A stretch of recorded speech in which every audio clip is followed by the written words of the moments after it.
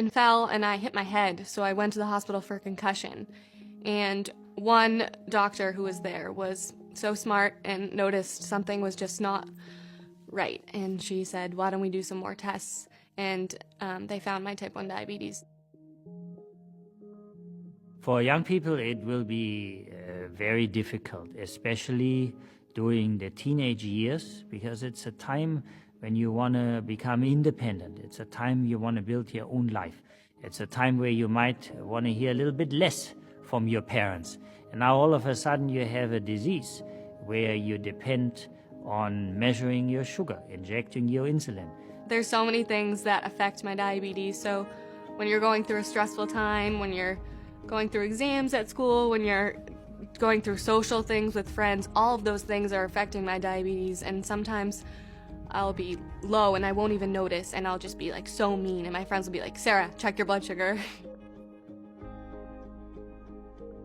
I think we have made fantastic stride and progress. So there's a lot to be really excited about in terms of getting closer to having solutions in type 1 diabetes that will offer patients better and better alternatives, and probably what all of them would tell you, a vacation from the disease.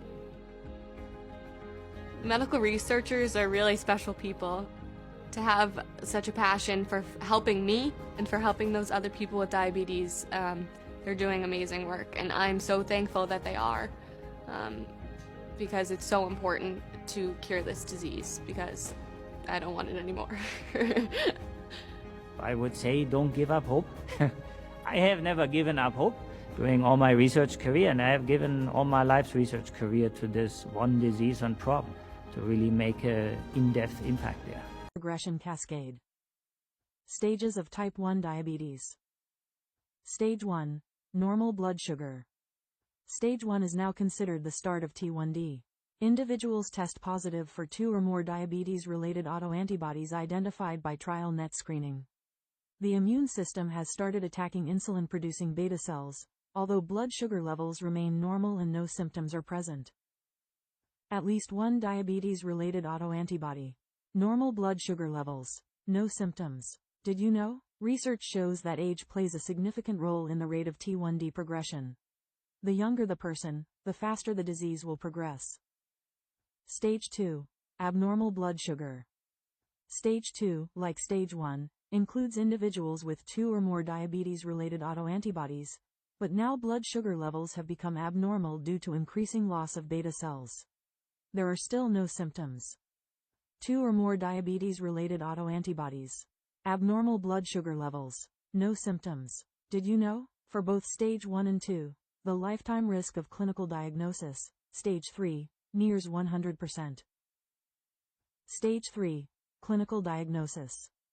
Stage 3 is when clinical diagnosis typically takes place.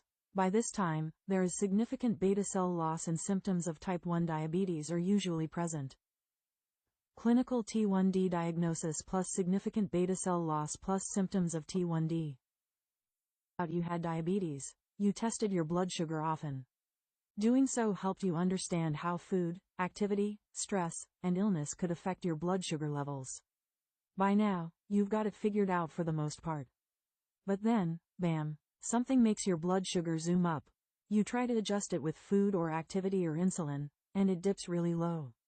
You're on a roller coaster no one with diabetes wants to ride. Knowledge is power. Look out for these surprising triggers that can send your blood sugar soaring. 1. Sunburn. The pain causes stress, and stress increases blood sugar levels. 2. Artificial sweeteners. More research is needed, but some studies show they can raise blood sugar. 3. Coffee. Even without sweetener, some people's blood sugar is extra sensitive to caffeine. 4. Losing sleep. Even just one night of too little sleep can make your body use insulin less well. 5. Skipping breakfast. Going without that morning meal can increase blood sugar after both lunch and dinner. 6. Time of day. Blood sugar can be harder to control the later it gets. 7. Dawn phenomenon. People have a surge in hormones early in the morning whether they have diabetes or not. For people with diabetes, blood sugar can spike. 8. Dehydration. Less water in your body means your blood sugar is more concentrated. 9. Nose spray.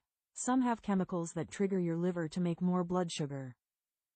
And 10. Gum disease. It's both a complication of diabetes and a blood sugar spiker. Watch out for other triggers that can make your blood sugar fall. For example, extreme heat can cause blood vessels to dilate, widen. That makes insulin absorb more quickly and could lead to low blood sugar.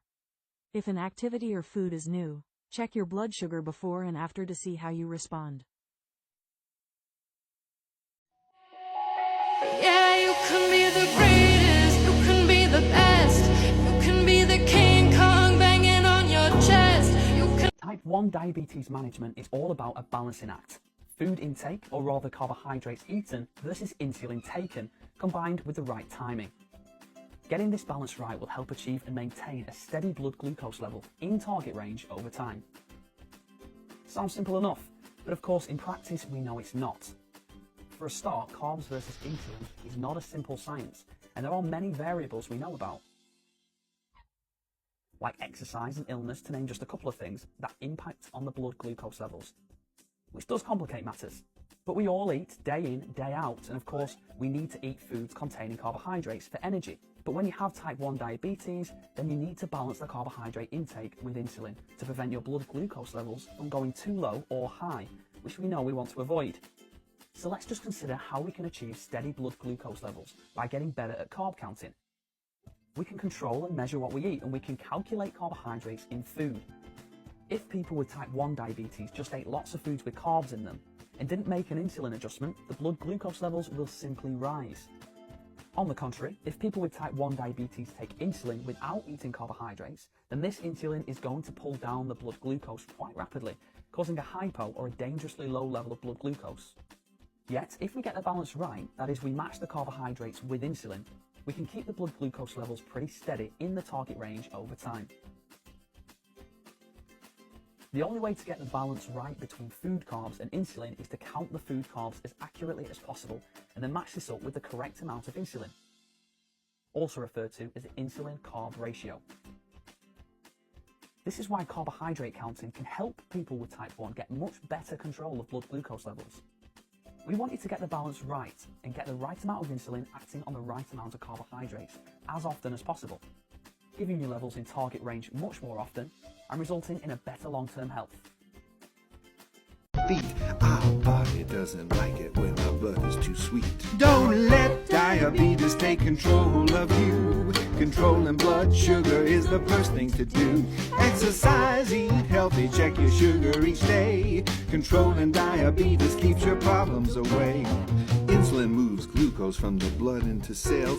Gotta get the dose right, that's what glucose levels tell. Too high or too low changes insulin dose. That's why you need a meter.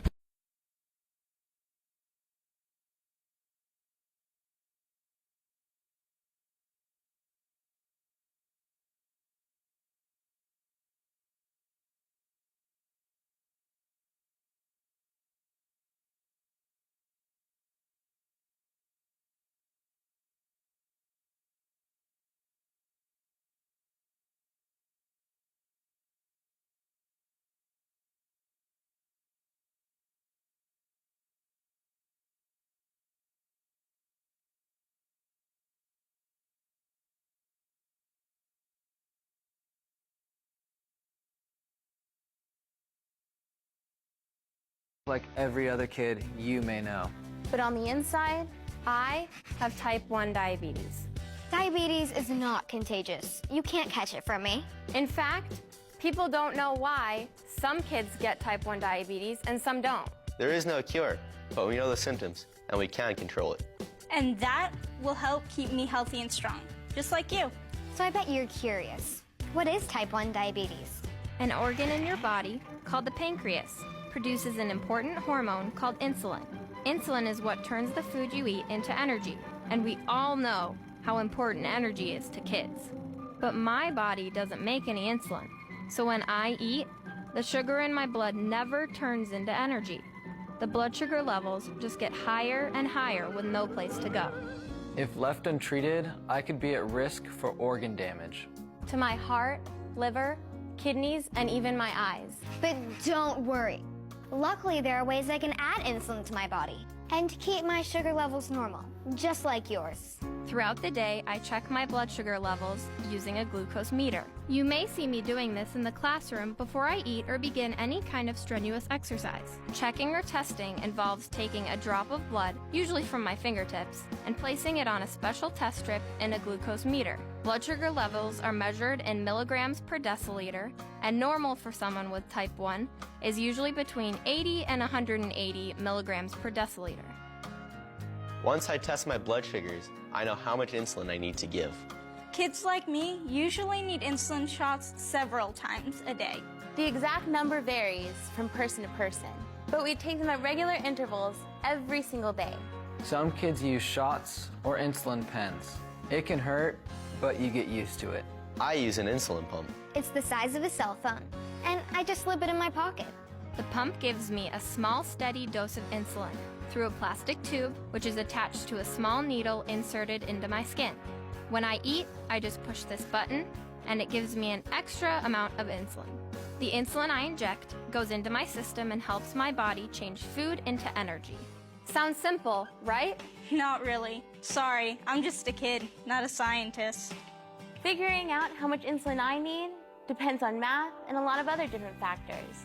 They include how much I exercise, what I eat, my blood sugar level, my stress level, even how I'm growing. I play football, and when I play, I check my blood sugars before, halftime, and after the game. I like to have a sleepover with my girlfriends, but I have to be careful when I'm playing and having fun that I don't crash.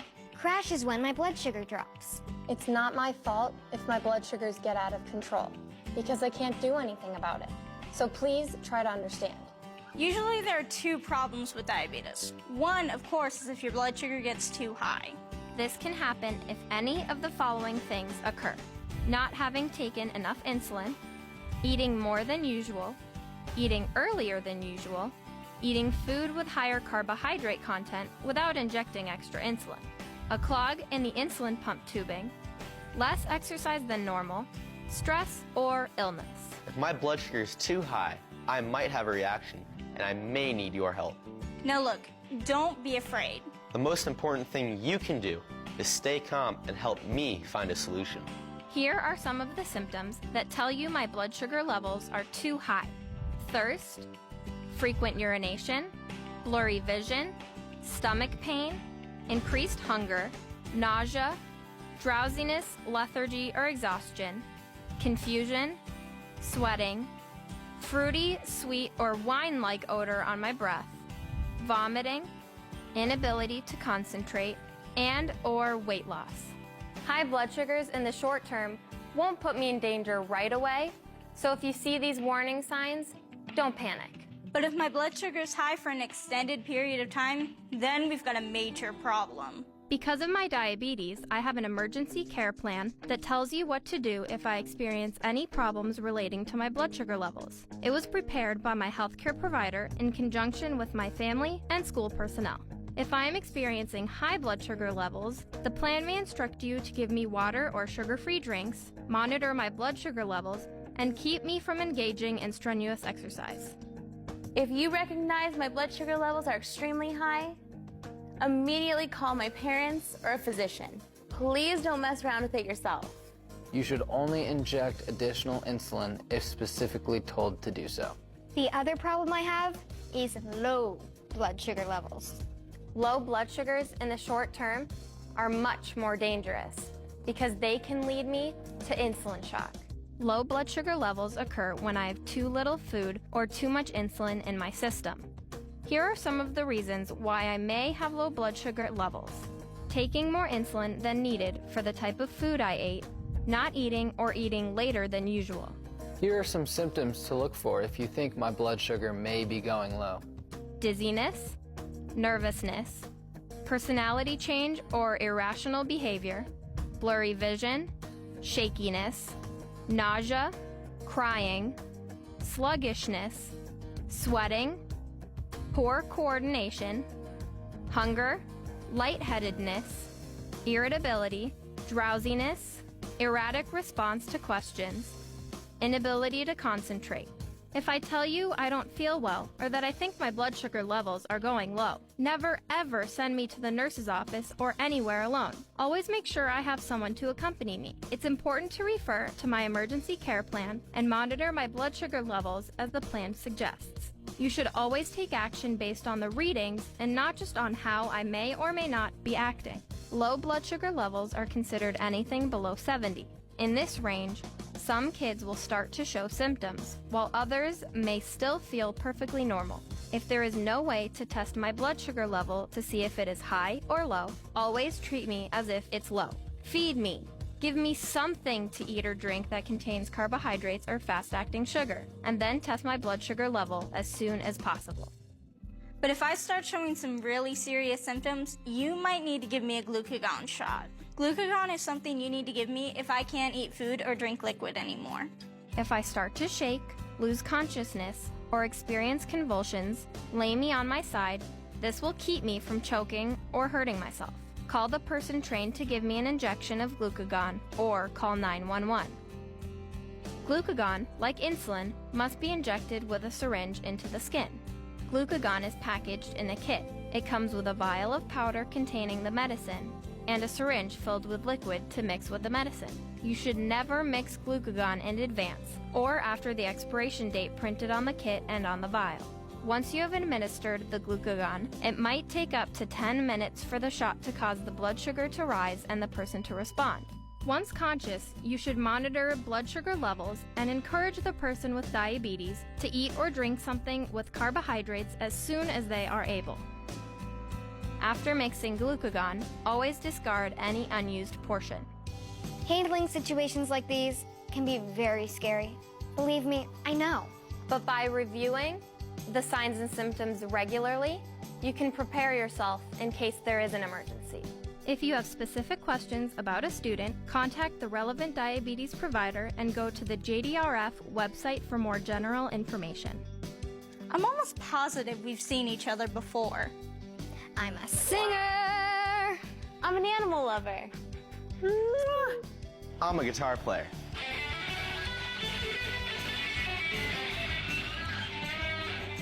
I'm a cyclist. I'm a lacrosse player.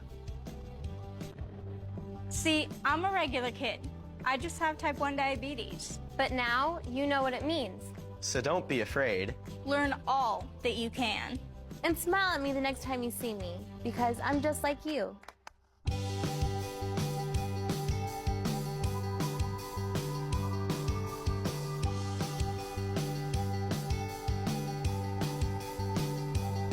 I'm a hockey player and I have type 1 diabetes. I'm a kickboxer and I have type 1 diabetes. I'm a grandmother of 2 and I have type 1 diabetes.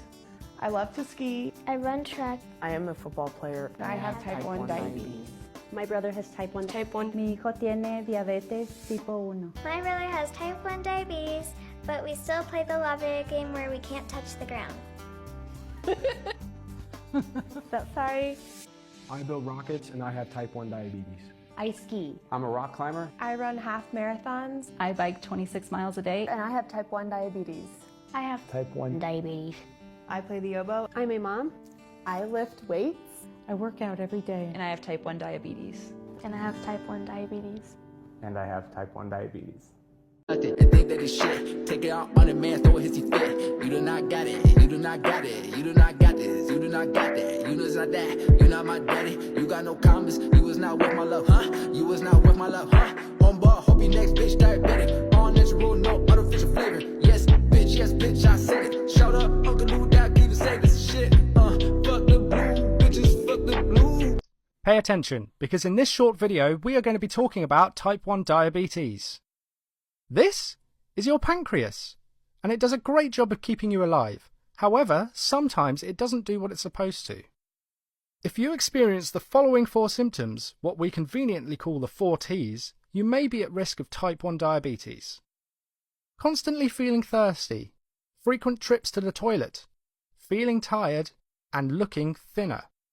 If you notice these 4 symptoms, get checked out